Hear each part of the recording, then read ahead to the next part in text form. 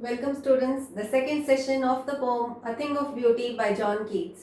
In the previous session we had discussed what are the effects of a thing of beauty. When we see a beautiful object, how we feel and what effect does it cast upon us. In this session we are going to discuss the other part of the poem, and that is which things are beautiful and what are the reasons that Keats calls them beautiful. A few of the things you'll see are already known to us. So in this poem, you'll see that Keats has not given the reason why they are beautiful. But in the other cases where we lack the vision, where we can't see the beauty of a thing, then in that case, Keats has given a reason. So let us see from where the poem begins about the things of beauty. Which are the things of beauty and why are they beautiful? Let's see the first part. Such the sun, the moon. Now he doesn't give the reason of why sun is beautiful and why moon is beautiful. We all know him. But still there is one reason which we ought to know. And what is that? Sun is of course a sign, a source of light, a sign of life on the earth. All life begins from the sun. So in this case, here we understand the sun is beautiful because it's a sign of life. The moon is beautiful because it's a sign of radiance. In darkness, the moon shines because of the light of the sun. And it doesn't have its own shine, it radiates that shine. So moon is a sign of radiance. It's there, no, every beautiful face has been compared to moon. People say Chand sa chehra. What's the reason? Because every beautiful face has that radiance. It is not necessary that the person is pretty or young, but the person at any age can be beautiful. Now here we say the sun is beautiful because it's a sign of life. The moon is beautiful because it has radiance. The last line on this page is, the trees old and young sprouting a shady boon. Both old and young trees sprouting a shady boon. Boon is a blessing and shade. In fact, if we are walking on a path which has got no trees, we feel as though we are missing that shade. We desperately look for a tree under which we can stand and have that relief. So the shade under the tree is a boon. So the trees are beautiful, both young and old trees. They are beautiful because they give shade. If we see the next thing, Keats says something unusual. He says, for simple sheep, he says even sheep are beautiful. Normally people don't say that sheep are beautiful. They say that they are, in fact, many people call them foolish creatures, that if one sheep falls into a well or a pit, what happens is the other sheep blindly follow. That's why we say that this is a sort of a line where people keep on following each other, following the beaten track. If you remember Robert Frost's poem, The Road Not Taken, then people follow the beaten track. Here the same thing. People call foolish, sheep foolish. But actually Keats says they are so innocent, that's why they follow the other sheep. So their innocence and their simplicity make the sheep beautiful. This is the reason why in the crib of Jesus, if you have seen on Christmas Day, you'll find it that sheep have been kept, and the news was given to the shepherds only. And in the crib of Jesus, you'll find small sheep there. Lord Jesus kept sheep close to him because they are innocent, because they are simple. So sheep are also a sign of divine beauty because they are close to Lord Jesus. So what is the reason of sheep being beautiful? They are innocent and they are simple. Normally people don't understand this aspect because I said we lack the vision. We lack the vision of seeing beauty, and it is always said beauty lies in the eyes of the beholder. When somebody sees the innocence of sheep, they find sheep to be beautiful. See the next line.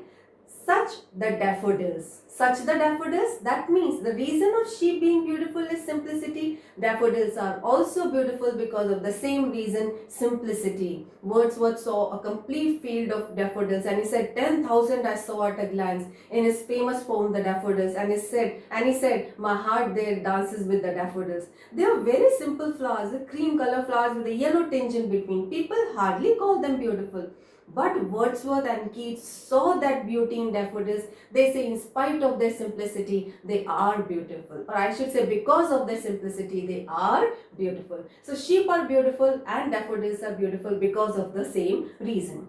So such the sheep and the daffodils with the green world they live in. green world refers to the meadows. Daffodils don't grow in gardens or all. They just grow, they're wildflowers and they grow in the meadows. And the meadows are beautiful. The reason is very obvious, the color green. And greenery always is very beautiful. So with the green world they live in, that green world is also beautiful because of its greenery. Then the clear rills, small streams, and they are beautiful because water is known for giving coolness. We are angry, we take a gulp of water, we go close to water, then water gives us that calmness, that soothing attitude of water. It gives us that coolness. So water is beautiful. So the clear rills against the hot season. And here you'll find one more thing, that for themselves a cooling covert make against the hot season. They are the only place which are cool along with covert. Covert, bushes. Covert we say is a hiding place. And here if you find, if a rabbit has to hide, the rabbit will not search a tree to hide. The rabbit will search bushes. So the bushes not only give coolness to the rabbit, they also give protection. So if you see, things are associated with one another. The water is beautiful because it gives coolness. The bushes, a cooling covert. So covert also are beautiful because they give coolness and at the same time they give protection also. So that for themselves a cooling covert make. Then the next beautiful thing, the mid-forest brake. Brake, the ferns that grow in the middle of the forest. People say ferns are not beautiful because they don't have flowers, they lack flowers.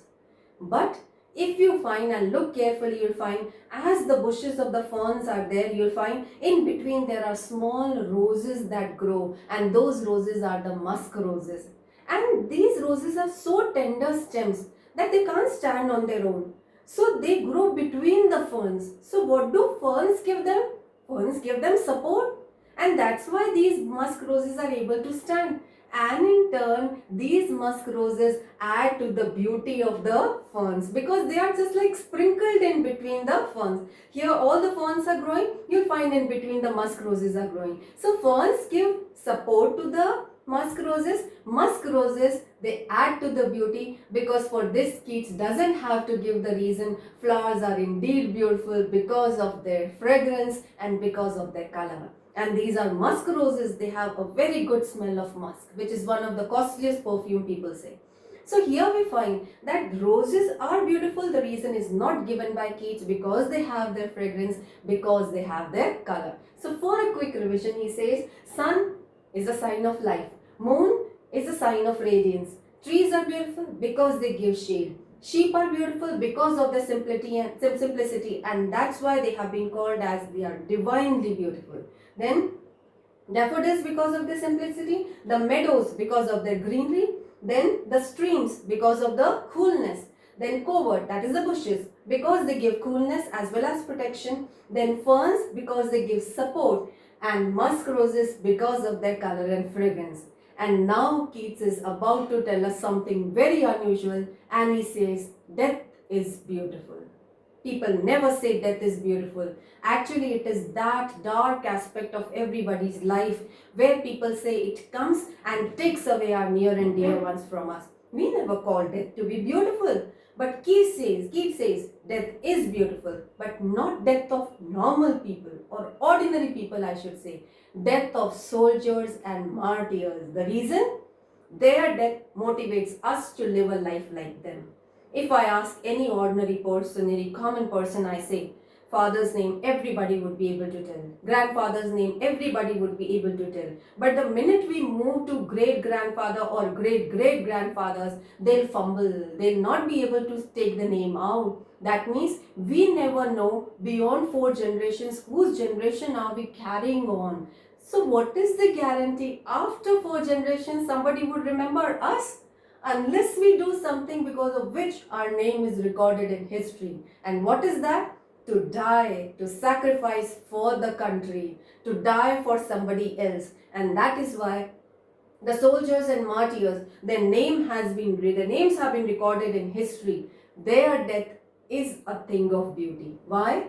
Because their death motivates us to live a life like them and to die like them. So death is obviously a thing of beauty, but death of soldiers and martyrs. So see the next line. Such too is the grandeur of the dooms. Grandeur, something which is splendorous, something which is very grand. And dooms, death. Such too is the grandeur of the dooms of the mighty dead. Who are these mighty dead? Who have laid down their lives for the country. And who are these? The soldiers, the martyrs, the warriors. The dooms of the mighty dead. All lovely tales that we have heard or read. All the stories that we have heard about them, all the stories we have read about them, because we have never seen their death with our own eyes.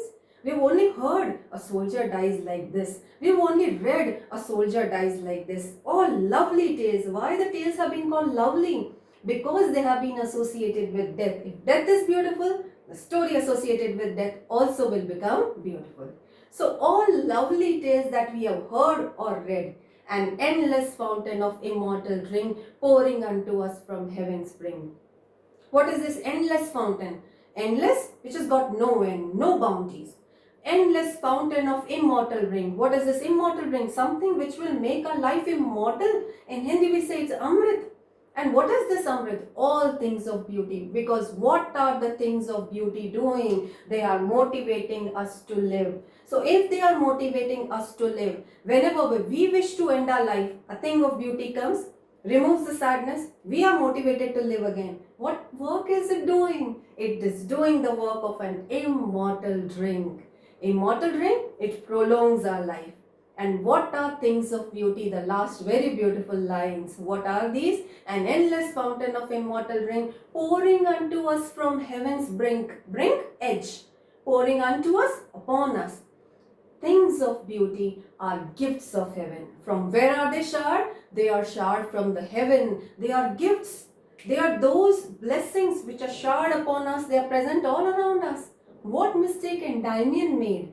Endymion went in search of Cynthia, thinking that she was the only beautiful thing or person that he has seen, because he thought he went to the outer beauty. If he had gone through the other things, he went to the water, the deepest of the ocean. He should have found beauty there. He went to the trees. He should have found beauty there. But he did not find, because his mind was captured with only one thing, and that was Cynthia's beauty. He should have understood other things are as beautiful as the moon goddess, only we lack the vision. As I said, beauty lies in the eyes of the beholder, one who sees it. So Keats here has changed our entire concept of beauty. From outer beauty, he moves on to inner beauty. Anything that is simple, we like it, it's a thing of beauty. Anything that supports us, anybody who supports us becomes beautiful. So beauty is not just skin deep. It is there inside a person, inside a thing. So the message of this poem is that we need not go in search of beauty. Beauty is present all around us. We only need to have the vision of seeing it beautiful. So when Endymion went in search of Cynthia, he should not have gone. He should have found beauty in other things, and then he could have realized that all the other things are as beautiful as the moon goddess. So here we find that there is an important message, one more which can be added, that things of beauty are gifts of heaven, and they are present all around us. They have been distributed by God, and we are not telling about artificial beauty. We are talking about natural beauty. And that's why Keats wrote this poem. So if I say that things of beauty are a panacea, panacea in Hindi we say one solution to many problems. Ramban people say. So are things of beauty a panacea? Yes, because they are a solution to many of our problems. Our sadness, our frustration, our being lethargic, our being stressed. And that time what helps us is a thing of beauty. Thank you.